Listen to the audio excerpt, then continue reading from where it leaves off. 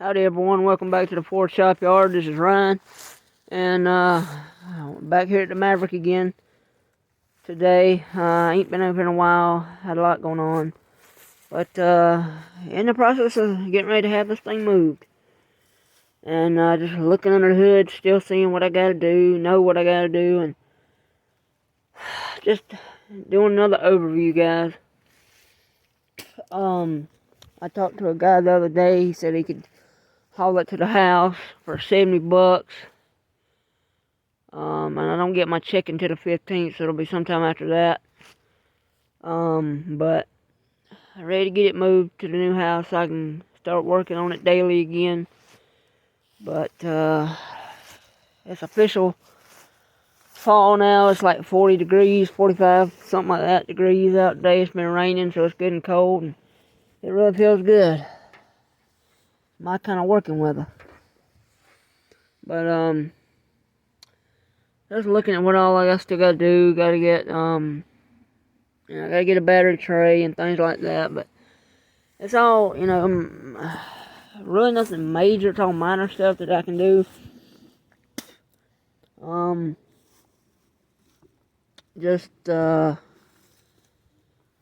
here's a list of things I gotta do. Once I get it moved to the house, when I get it there, I'm gonna have to jack it up, take all four wheels off of it, and block it up. I'm gonna put 2 blocks on each corner, so it's up a good bit off the ground. It'll probably be just sit a little bit taller without the wheels on it and blocked up than what it is now. But it'll give me enough room to get up under it if I need to. I ain't gonna worry about jacking it up once I get it on blocks, but just over here, preparing and looking at things and ready to have this thing moved. I swear I am. But once I get this thing moved, ladies and gentlemen, I got to gotta get it moved, get it blocked up when I get it home. Block it up, take all 4 wheels and tires off of it, put the wheels and tires up in a safe place. Some of my stuff's been walking off. The first thing I'm gonna do is, which it's an important factor, but the first thing I want to do is bleed the brakes and get the brakes bled so I can get it stopping once I get it running. I know most people do that last, but people say, get it running first. Well, I want to do it.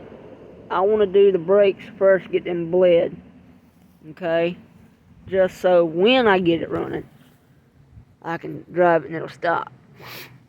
Because when I get it going, I want to just jump in it and go. But, just looking at the trunk, looking for some things. There's a timing cover in the water pump. That's a brand new water pump, guys. It's just rusty because it's been in the trunk. And see that giant hole there? I got to get it fixed. But, gotta get that put back on and put the new starter back on. There's a new starter there. I got new starter bolts. I got them in. I just gotta put the starter back on. Original alternator.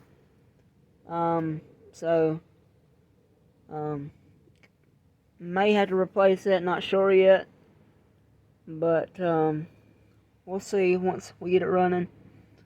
But yeah, got the belts and the hoses in there. New gas tank on this thing, guys. But let me go ahead and shut this, because I don't need nothing else in there. But just doing an overall look. We look back under the hood. I got the timing cover on it. Come off another 302 that I'd had. But I'm gonna swap it back with the original. Swap it out and put the original back on. Brand new fuel pump.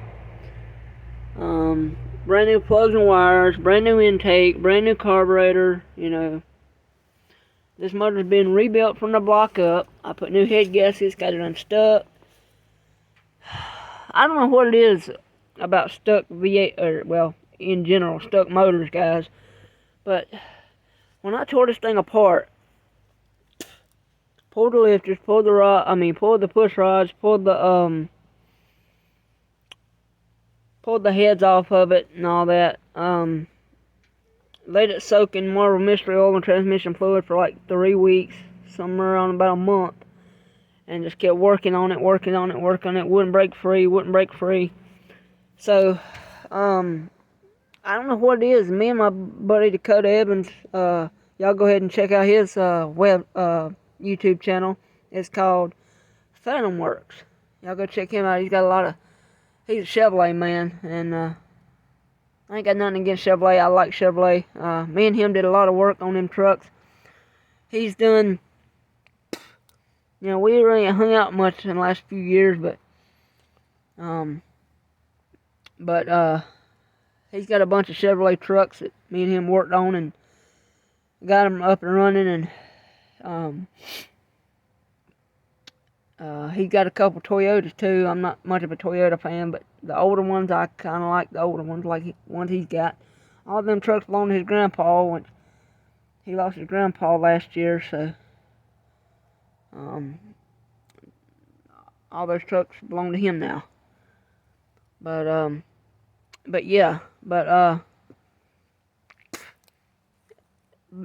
back to what I was talking about, guys. I tore it all the way down to the bare block. The block and the pistons. Worked on it, let it soak, wouldn't come unstuck. And tried that, worked with it for about a month, and still nothing. So I said, you know what, I'm going to pull the cam. And so I pulled the cam, got the cam out. I got the, put the socket and ratchet on the end of the crank down there, and give it a good pull, and boom, she come loose. She broke free and started rotating again. I honestly don't know what it is about how the cam could hold it back, because you got the crank in the crank in the bottom with the pistons, the cam up in the middle, and the cam is not, the cam does not, it's not connected to the crankshaft in any way. It's got its own separate channel, and when of course I pulled the lifters out of it, the hydraulic lifters, I pulled them out. But what I'm saying, I don't see how the camshaft itself, when it's not in any way connected to the crankshaft, hold it back from the actual crank rotating. I've never understood that, don't know how or why. But anyway, I got it free. And then, let's see, not this past summer, but summer 2020 is when I put it all back together. And still, I ain't cranked it up yet, but still got, y'all know, I done told you what I got to do. And thankful to be getting it moved here in the next couple of weeks. Ready to get out of Jefferson, because got a lot of thieves around, like steal stuff.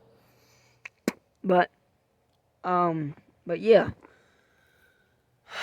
Probably gonna replace the distributor, because you see the wire. I could hook up with no wire, but the coil, brand new intake, carburetor, all that, y'all know. Head gaskets, everything. May end up replacing the radiator. I'm not quite sure yet, but it don't seem to be leaking. I filled it up once before last year. I filled it up a couple times last year and let it sit for several days, and it never once leaked, so that ain't gonna be a problem, I don't think. Need a new horn. The horn don't work. Need a new voltage regulator. That right there. Need that replaced. I need a wiring harness, guys. I want to talk to y'all about that for a minute. I've looked and looked and looked and looked. I've had this car almost 2 years now. Come April, it'll be 2 years I've had this car. And I have looked for a wiring harness.